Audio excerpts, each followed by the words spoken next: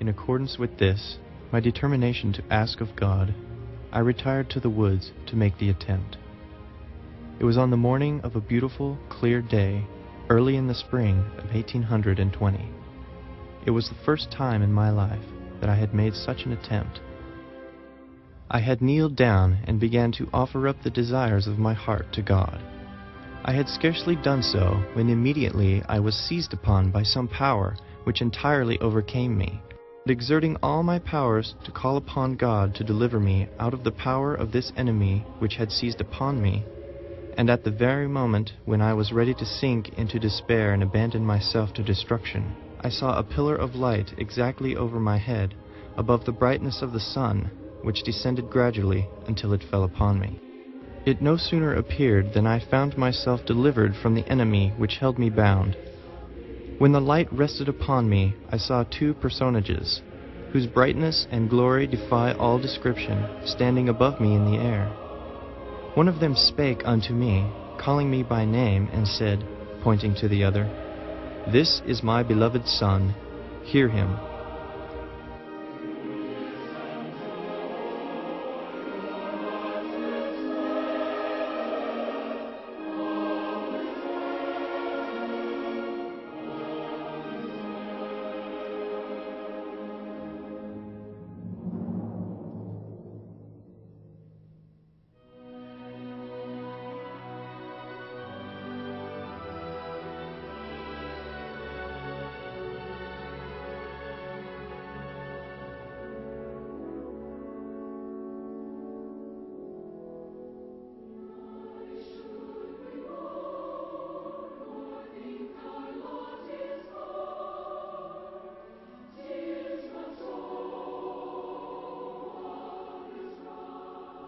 If you've lived well, you can be with others who lived well, but there's different degrees of living well, and so they have different kingdoms: terrestrial, celestial.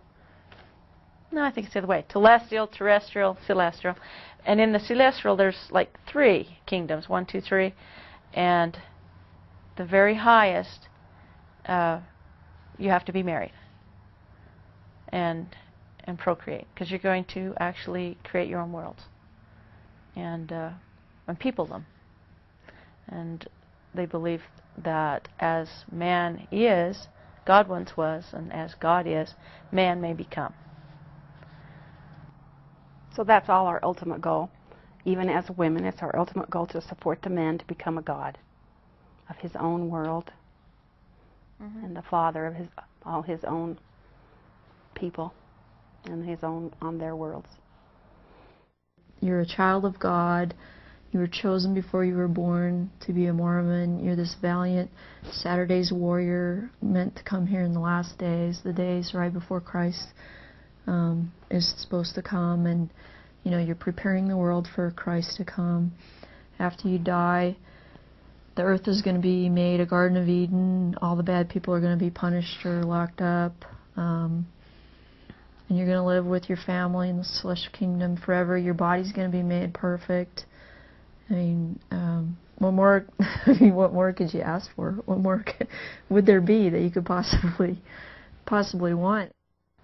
Your whole life, as you grow up, primary, then you go to it used to be called Mutual Improvement Association when I was a teenager, and now I think it's called Young Women's and Young Men's. So you go from primary, you graduate to that. You have this special club that you belong to, and all your friends belong to, and you do outings together. You go roller skating, you go camping, you go swimming. Some plan trips to visit church historical places. The boys have the Boy Scouts, and they go on the neater trips, and the basketball, the sports, as you grow up. So you have everything you need as a Mormon, unless you don't fit the mold. And then everything you needed was taken away. Book of Mormon stories that my teachers told to me, all about the Lamanites and ancient history. Long ago their fathers came from far across the sea. Give this land if they live righteously. I really dug primary. Okay. The bottom line is to be married and bring up children in the church, to honor your husband and your priesthood leaders by accepting what they feel is a calling from God and doing that to the best of your ability.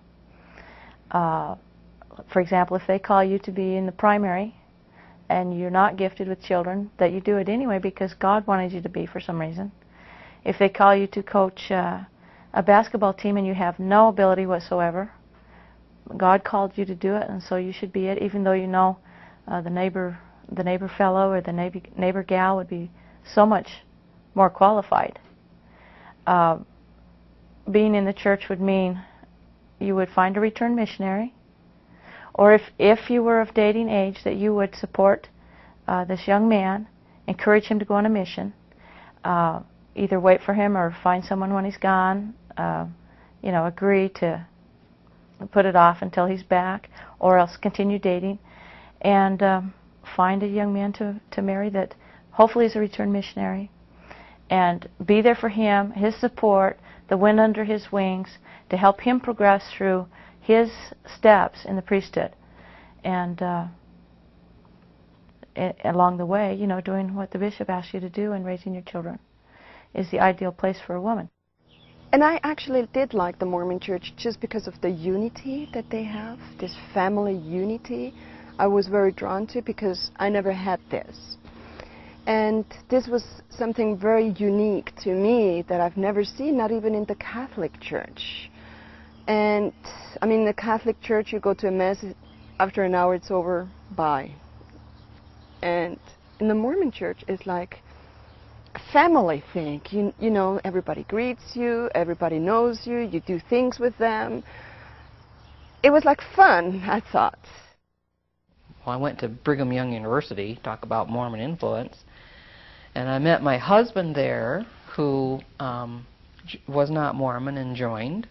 And then as we traveled for his job, again, everywhere we went, a Mormon church, and a Mormon church ready to be there for you with anything you needed or wanted to know, for you for help. And of course, they wanted you to give some of that back by taking on various church duties. So there was a place for you where you felt needed and wanted, as well as having kind of a Mormon welcome wagon when you arrived to steer you towards schools, doctors, dentists, everything imaginable.